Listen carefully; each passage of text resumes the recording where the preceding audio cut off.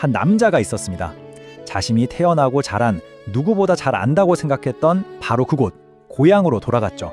하지만 그를 맞이한 건 따뜻한 환영이 아니라 차가운 외면이었습니다. 오늘 우리는 바로 이 가슴 아픈 거절의 이야기, 그리고 그 속에 숨겨진 아주 놀라운 반전에 대해 한번 파헤쳐보려고 합니다. 여러분, 혹시 정말 나를 잘 알 거라고 믿었던 사람들, 가족이나 오랜 친구들에게 오히려 오해받거나 무시당했던 경험 없으신가요? 아마 한 번쯤은 있으실 거예요. 마음이 참 쓰라리죠. 오늘 이야기의 시작점이 바로 이 보편적인 경험, 바로 그 지점입니다. 자, 이야기의 첫 장으로 들어가 보죠. 제목은 가장 아픈 거절입니다.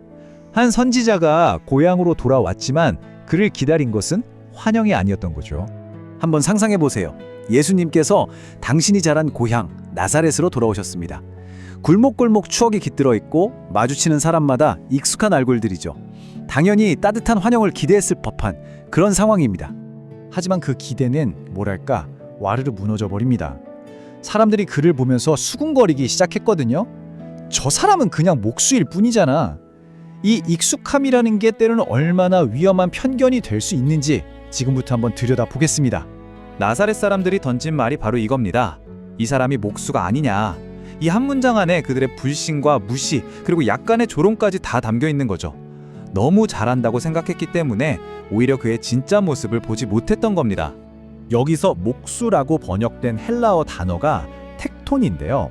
이게 우리가 생각하는 그런 섬세한 가구장인이라기보다는 그냥 돌이나 나무를 다루는 평범한 기술자, 동네 건축 노동자에 가까운 훨씬 넓은 의미의 단어였어요.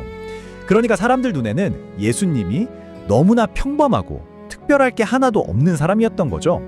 바로 이 지점이 핵심입니다. 사람들은 뭔가 엄청난 카리스마를 가진 왕이나 하늘의 권능을 휘두르는 강력한 선지자를 기대했던 거죠. 그런데 그들 눈앞에 나타난 현실은 그냥 어릴 때부터 봐왔던 너무나 익숙한 동네 기술자였던 겁니다.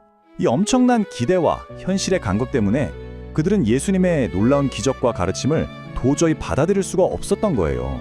자, 그럼 이런 냉담한 거절 앞에서 예수님은 어떻게 반응하셨을까요? 여기서부터 이야기는 정말 흥미로운 전환점을 맞이합니다. 보통의 예상을 완전히 뒤엎는 하나님의 놀라운 반응이 펼쳐지거든요.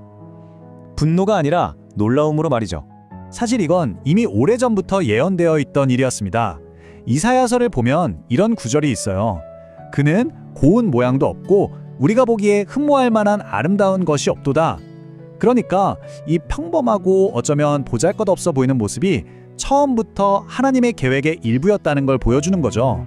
정말 놀랍지 않나요? 보통 우리 같았으면 이런 상황에서 어땠을까요? 당연히 화가 나고 서운하고 두고 봐라 하면서 복수심에 불탔을지도 모르죠. 그런데 예수님의 실제 반응은요, 완전히 달랐습니다. 그들의 믿음 없음을 보시고 화를 내신 게 아니라 오히려 깊이 생각하며 이상히 여기셨다고 해요. 성경에 쓰인 이 이상히 여기셨다는 말이 헬라어로 에다우마젠이라는 단어인데요. 이게 단순히 what? 하고 놀라는 게 아니라 어째서 이럴까? 하고 깊이 사색하고 의아해하는 상태를 뜻하는 단어입니다. 그러니까 분노가 아니라 사려 깊은 의아함에 가까웠던 거죠.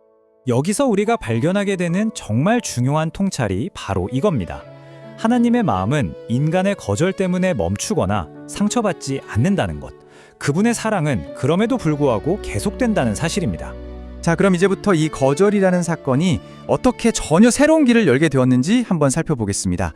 아니오라는 대답이 어떻게 새로운 문을 여는 열쇠가 되었을까요? 참 역설적이죠. 이 흐름을 한번 보세요. 1단계, 나사렛에서 거절을 당합니다. 그러자 2단계, 예수님은 다른 마을들로 발걸음을 돌리시죠. 그랬더니 3단계, 구원의 메시지가 오히려 더 넓은 지역으로 퍼져나가게 됩니다. 그리고 이 여정의 끝은 4단계, 궁극적으로 십자가로 향하게 되죠. 결국 나사렛의 거절이 모든 것을 앞으로 나아가게 하는 촉매제가 된 셈입니다. 그리고 이 십자가야말로 이 이야기의 정점이라고 할 수 있습니다. 인류 역사상 가장 큰 거절의 상징이지만 동시에 가장 위대한 구원의 사건이 되었으니까요. 자, 그렇다면 이 모든 이야기가 오늘을 살아가는 우리에게는 과연 어떤 의미가 있을까요?